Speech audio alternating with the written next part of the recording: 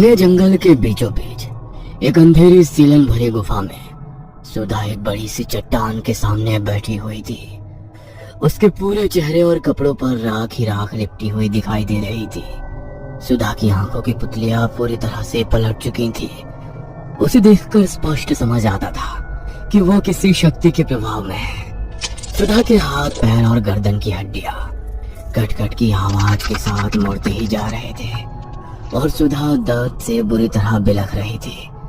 दर्द जब बर्दाश्त से बाहर हो गया तो सुधा वहीं जमीन पर जा गिरती है और अपने होश खो बैठती है। रात घिर आई थी। राघव अपने कमरे में बिस्तर पर सोया हुआ था। देर रात गए बंद आंखों से उसे एक सपना दिखाई देता है। एक गोरी, सुंदर और लंबे बालों वाली महिला के ऊपर अचानक कुछ गांव के लोग हमला कर देते हैं। डायन है ये, कोई भी इसकी आंखों में मत देखना। जल्दी से आग जलाओ इसे और इस कमरे के बाहर सिंदूर से रेखा खींचकर चलो यहाँ से। डायन हमारी उम्मीद से कहीं ज्यादा खतरनाक और शक्तिशाली होती है। उसकी नजर पड़ी तो इस गांव में कोई नहीं बचेगा। निकलो यहाँ से। वो लंबे बालों वाली सुंदर औरत आग की लपटों से घिरी अपने शरीर के मांस की जलन को मिटाने की कोशिश में यहाँ वहाँ दौड़ रही थी। उसकी चीखें सुनकर राघव का दिल कांप उठता है। डायन, क्या वाकई जो कुछ मैंने अभी देखा वो एक सपना था? लेकिन वो जगह जहाँ पर डायन को आग के हवाले किया गया था वो कुछ जाने पहचाने से क्यों लग रही थी? आखिर क्या है ये सब? सभी सिरे आपस में उलझे हुए हैं। आखिर कैसे सुलझा ये सब? अचानक ही राघव को कुछ याद आता है। याद आ गया, वो जगह कोई और नहीं, मेरा अस्पताल ही है। तो क्या हॉस्पिटल में किसी डायन को जलाया गया था? लेकिन ये तो बस एक सपना है। क्या सच है क्या सपना, कुछ समझ में नहीं आता। उस दिन सुधा भी तो कुछ ऐसा ही बोल रही थी ना कि उसने मेरे कैबिन के बाहर किसी डरावनी औरत को खड़े देखा और कमरा नंबर 9 से उसे किसी के रोने चीखने की आवाजें भी सुनाई पड़ी थी। हाँ, बिल्कुल सही। सपने में भी तो मैंने उसी कमरे में उस औरत को जलते हुए देखा था। राघव की आंखों से अब नींद कोसों दूर चली गई थी। उसने टाइम देखने के लिए अपना मोबाइल उठाया। रात के 2:30 बजे थे। राघव टहलने के लिए घर से बाहर निकल जाता है। कुछ दूरी पर उसे एक फकीर जैसा दिखने वाला एक आदमी दिखाई देता है जो अस्पताल की खुली खिड़की से अंदर की ओर झांक रहा था। उसके हाथ में एक 4 लौ वाला दिया था जिसे लेकर वो कुछ मंत्र बड़बड़ा रहा था। उसके बाद उसने वो दिया खिड़की पर रखा और अपना मुंह कपड़े से बांधकर वहां से जाने लगा। कौन हो तुम? क्या कर रहे थे यहाँ? तो क्या तुम्हारी वजह से ही सुधा और दिनेश की ऐसी हालत हुई? ये सब जादू टोना करके क्या मिल जाएगा तुम्हें? जानते हो ना, 25 साल से बंद पड़ा था यह अस्पताल। तुम गांव के लोगों को बीमारियों से मरना पसंद है तो ठीक है, चला जाता हूँ मैं वापस। ये सब करने का क्या मतलब है? मुझे गलत समझ रहे हो तुम। मैं यहाँ पर कोई जादू टोना तंत्र मंत्र नहीं कर रहा था, बल्कि मुझे अंदाजा है कि कितनी बड़ी अनहोनी को दावत दी है तुमने अस्पताल को खोलकर। बस उसी अनहोनी को टालने की कोशिश कर रहा हूँ। तुमने देखा ना क्या हुआ उस दिनेश के साथ। किसी भ्रम में मत रहना कि दिनेश को कोई बीमारी हुई थी। ना तो वो दिनेश मरा था, ना तुम्हारी नर्स सुधा। डायन की काली नजर पड़ी है उन दोनों पर और अब वो डायन एक एक करके सबको अपना शिकार बनाएगी। काली नजरें, ये सब क्या बोल रहे हो? अपनी करतूत को छिपाने के लिए बातों का रुख अलग दिशा में मोड़ रहे हो। तुम्हें क्या लगता है मुझे समझ नहीं आ रहा कि तुम क्या करने की कोशिश कर रहे हो? देखो बाबू, तुम शहरी हो, ऊपर से पढ़े लिखे डॉक्टर। तुम्हें इन तंत्र मंत्र की बातों पर यकीन नहीं आएगा, लेकिन मैंने अपनी उम्र के 80 साल इसी गांव में रहकर बिताए हैं। मैं अच्छी तरह जानता हूँ यह कोई सामान्य अस्पताल नहीं है। डायन की काली नजर पड़ी है इस पर, जहाँ आने वाला कभी कोई आबाद नहीं हुआ। 20 साल पहले भी एक डॉक्टर ने यहाँ आकर इस अस्पताल को चलाने की कोशिश की थी, लेकिन 20 साल पहले जो कुछ घटा उसे सोचकर अभी भी मेरी आत्मा कांप उठती है। बताइए ना बाबा, आखिर क्या हुआ था 20 साल पहले? चतुर्सेन शास्त्री नाम के एक डॉक्टर ने आकर यहाँ पर इस बंद पड़े अस्पताल की जिम्मेदारी संभाली थी। पति पत्नी दोनों डॉक्टर थे। गांव के लोग उस समय अंग्रेजी डॉक्टर और उनकी दवाइयों पर ज्यादा भरोसा नहीं करते थे। लेकिन चतुरसेन शास्त्री और उनकी पत्नी ने गांव में घर घर जाकर लोगों को यकीन दिलाया कि वो बड़ी से बड़ी बीमारी का इलाज कर सकते हैं। गांव के लोगों को तकलीफ में अपना जीवन बिताने की जरूरत नहीं है। शास्त्री जी और उनकी पत्नी के अच्छे स्वभाव से प्रभावित होकर गांव के लोगों ने अस्पताल में इलाज के लिए जाने की हिम्मत बनाई। उस रोज हरिया की पत्नी बड़ी तकलीफ में थी। 2 रोज बीत गए थे लेकिन अभी तक उसकी प्रसव पीड़ा खत्म होने का नाम ही नहीं ले रही थी। कोई और उपाय ना दिखा तो गांव के लोग उसे लेकर अस्पताल पहुंच गए। डॉक्टर शास्त्री की पत्नी विमला शास्त्री ने इमली का प्रसव कराया, लेकिन जब इमली की कोख से मरे हुए बच्चे का जन्म हुआ तो उसे देखकर इमली का मानसिक संतुलन चला गया। अस्पताल से लौटने के बाद इमली की दुनिया ही उजड़ गई। ना तो फिर उसको कोई औलाद हुई, ना ही उसकी मानसिक हालत में कोई सुधार आया। कभी वो चूल्हे से निकालकर गरम गरम राख खाने लगती, तो कभी सड़क पर बड़ी कीचड़ को अपने तन पर लपेटकर पागलों की तरह हंसने लगती। कभी अपने ही बालों को नोचती, कभी पूरा दिन तपती दोपहर में बैठी रहती। अभी तक तो गांव के लोगों को यही लग रहा था कि इमली अपने बच्चों के गम में पागल हो गई है। इमली के बाद अमिया, अमिया के बाद शेरा। जब एक के बाद एक लगातार इसी तरह की घटनाएं घटने लगी, तब लोगों को यकीन हुआ कि अस्पताल में कुछ तो गड़बड़ है। एक बार जो इलाज कराने के लिए उस अस्पताल में गया, वह जिंदा लाश बनकर ही वहां से लौटा। अस्पताल में अब गांव के लोगों ने जाना बंद कर दिया था। पिछले कई दिनों से कोई गांव वाला अस्पताल में नहीं गया था और डॉक्टर साहब और उनकी पत्नी को भी किसी ने अस्पताल के आसपास आते जाते महसूस नहीं किया था। जब 1 सप्ताह तक अस्पताल में कोई हलचल महसूस नहीं हुई तो गांव के लोगों को शक होने लगा। एक रोज सवेरे जब मुखिया जी अपने साथ कुछ आदमियों को लेकर अस्पताल के अंदर गए तो डॉक्टर साहब और उनकी पत्नी की बुरी तरह जली हुई लाश बरामद हुई। वो आखिरी दिन था जब इस अस्पताल में गांव के लोगों ने पैर रखा था। उस दिन के बाद जो अस्पताल में ताला लगा, अब 20 साल के बाद आपने आकर खोला। आपको भी यही कहूंगा, आप इस अस्पताल के चक्कर में अपना जीवन ना गंवाओ। यहाँ के लोग तो किसी तरह अपना जीवन बिता ही रहे हैं, तुम अपनी जान बचाकर भाग जाओ। ऐसे कैसे? इतनी सारी घटनाएं हुई और किसी ने उनकी तह तक जाने की कोशिश नहीं की। क्या गांव के लोगों के मन में ये प्रश्न नहीं आया कि आखिर अचानक से हॉस्पिटल में ऐसा क्या हो गया जो लोगों की जाने जाने लगी? और अगर आपकी बात सच में मान भी ली जाए तो मैं अपने सपनों में जो देख रहा हूँ वो क्या है? सपना? कैसा सपना? मैंने देखा हॉस्पिटल के वार्ड नंबर 9 में एक गांव के लोगों ने किसी औरत को जलाकर मार डाला और गांव के लोगों का कहना था कि वो एक डायन थी। क्या मेरे सपने का सच्चाई से कोई संबंध है? तुमने सपने में उस डायन को देखा है? इसका मतलब अब वो तुम्हें भी नहीं छोड़ेगी, बिल्कुल वैसे ही जैसे डॉक्टर शास्त्री और उनकी पत्नी को मार डाला था। बाबा, मुझे पूरी बात बताइए। मैं कुछ समझ नहीं पा रहा हूँ कि आखिर ये कहानी शुरू कहाँ से हुई थी। इस कहानी की शुरुआत 25 वर्ष पहले हुई। सरकार ने आदिवासियों के ऊपर तरस खाकर यहाँ पर एक राजकीय चिकित्सालय तो बनवा दिया, लेकिन जंगलों के बीच आदिवासियों के गांव में कोई भी डॉक्टर आकर अपने जीवन को दांव पर नहीं लगाना चाहता था।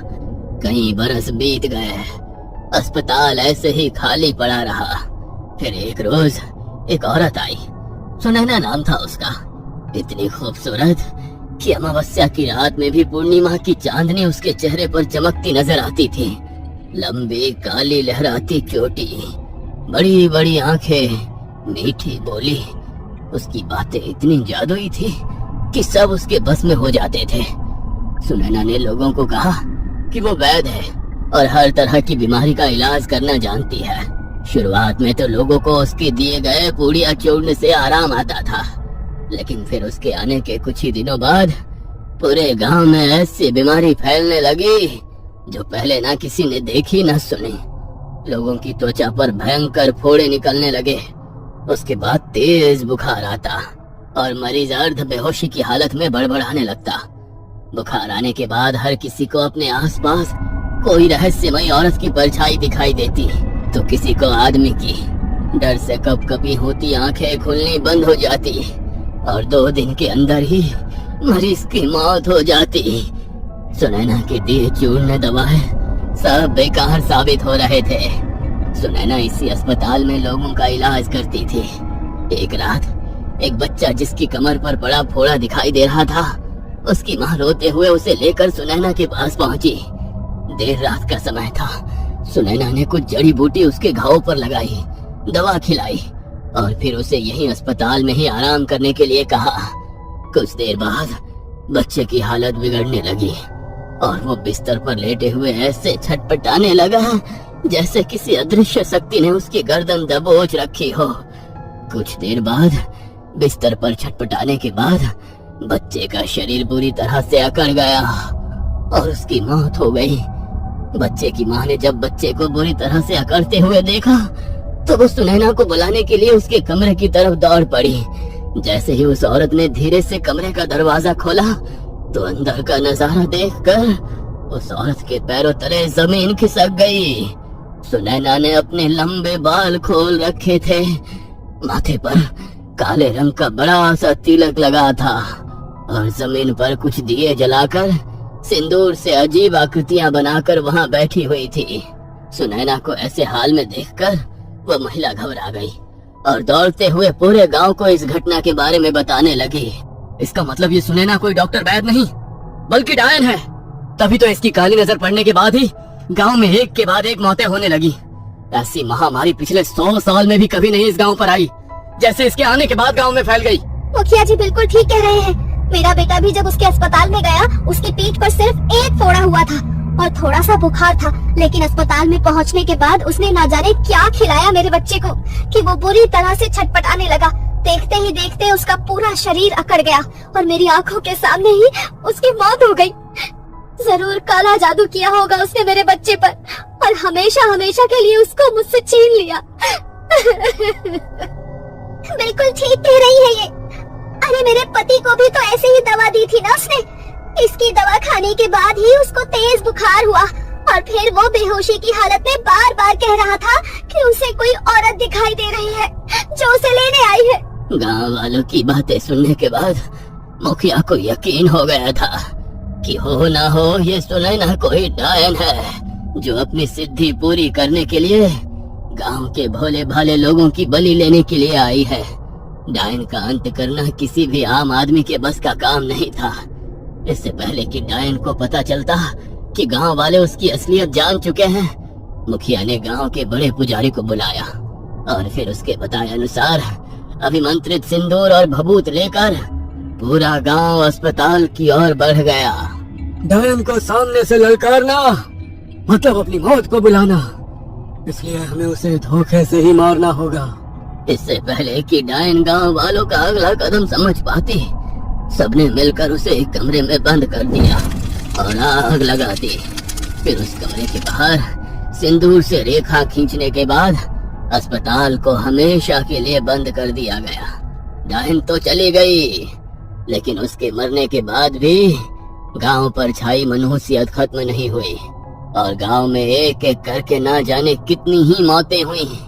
गांव वालों से जो बन पाया उन्होंने किया, पूजा पाठ हवन, और फिर धीरे धीरे सब सामान्य हो गया। अस्पताल में ताला लटक गया। साल 10 साल बीतने लगे और फिर इस घटना के 5 साल बाद चतुरसेन आए।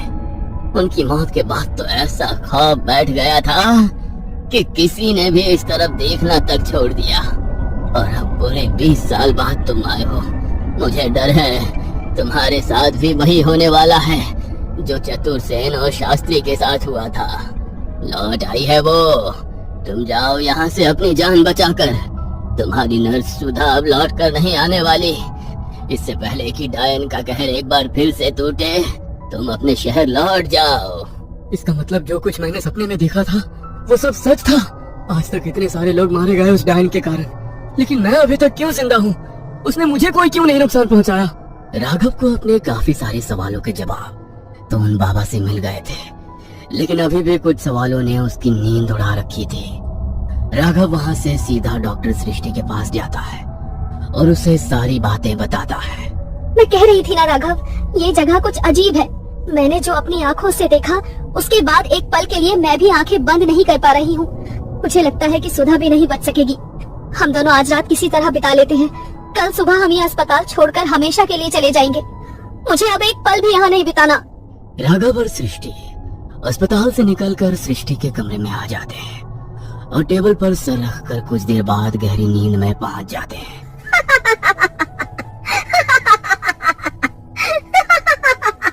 अचानक ही किसी की डरावनी हंसी सुनकर सृष्टि की नींद खुलती है तो वो खुद को फिर से अस्पताल के अंदर पाती है। राघव, हम लोग फिर से अस्पताल में कैसे आए? ये डरावनी आवाज सुनाई दे रही है। कौन है यहाँ? देखो, तुम जो भी हो हमें जाने दो। हमारा इस गांव से कोई लेना देना नहीं है। हमें परेशान क्यों कर रही हो तुम? तभी नर्स सुधा वहाँ पहुँच जाती है, जिसकी हालत देख उन दोनों का डर से खून जमने लगता है। सुधा का पूरा शरीर राख से लिपटा हुआ था, चेहरा काला और बहुत ही डरावना नजर आ रहा था। दोहरी आवाज में वो बोलना शुरू करती है। तुम यहाँ खुद नहीं आए हो राघव, मेरी पुकार खींच कर लाई है तुझे इस अस्पताल में।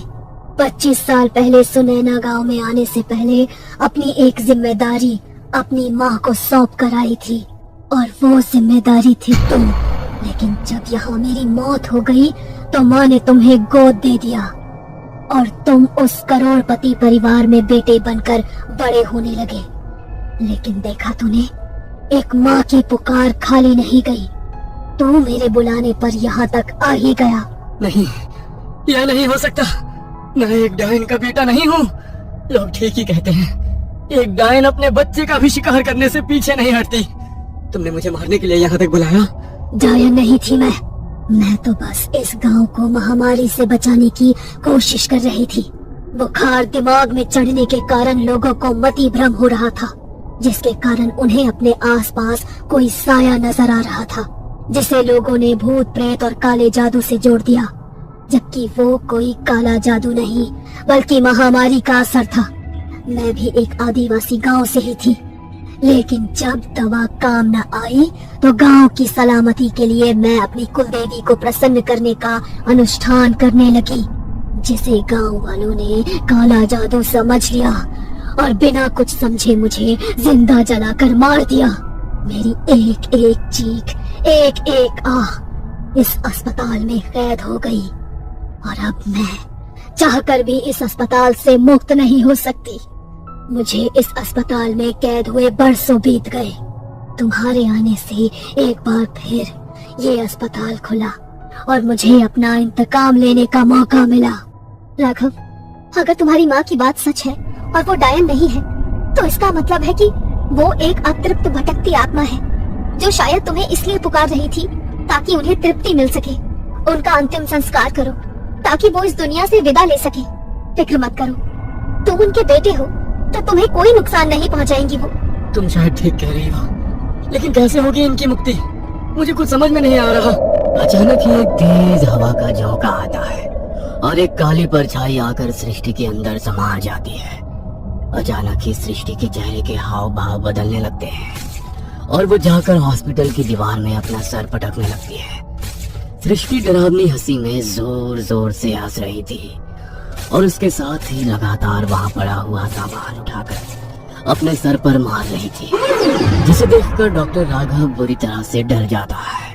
अगर मैंने अभी कुछ नहीं किया तो ये सृष्टि को भी मार डालेगी। प्लीज बंद करो ये सब। आखिर क्यों सबकी जान ले रही हो? डॉक्टर सृष्टि ने आपका क्या बिगाड़ा है? छोड़ दो उसे। अचानक राघव को सृष्टि की बात याद आती है और वो दौड़ते हुए कमरा नंबर 9 में पहुंच जाता है। दूसरी तरफ सृष्टि अस्पताल के स्टोर रूम में पहुंचकर अल्कोहल की बोतल उठाकर बाहर आ जाती है और हंसते हुए उसे अपने ऊपर डाल लेती है। आखिरी बार देख ले इसे, इसके बाद ये राख का ढेर बनने वाली है। दोहरी सी आवाज में सृष्टि की बात सुनकर राघव के पांव के नीचे से जमीन निकल जाती है। तभी बाबा वहां पहुंच जाते हैं। बाबा, कुछ करो, मेरी सृष्टि, वो मार डालेगी उसे। ये लो गंगा जल, जिस कमरे में सुनैना को जलाया गया था उस कमरे में छिड़क कर उसकी अस्थियां बाहर लेकर आओ। उसकी अस्थियां आज भी उस कमरे में बिखरी हुई हैं। बाबा की बात सुनकर राघव दौड़ते हुए कमरे में जाता है और वहां पर चारों तरफ गंगा जल छिड़क देता है। उसके बाद सुनैना की हड्डियां उठाकर बाबा की मदद से एक कलश में भर देता है। बस करो माँ, अब मुक्त हो जाओ। मैं तुम्हारा अंतिम संस्कार करूंगा, तुम्हें सम्मान के साथ विदा करूंगा और तुम्हारी अस्थियों को गंगा में प्रवाहित करके तुम्हारी आत्मा की शांति के लिए प्रार्थना भी करूंगा।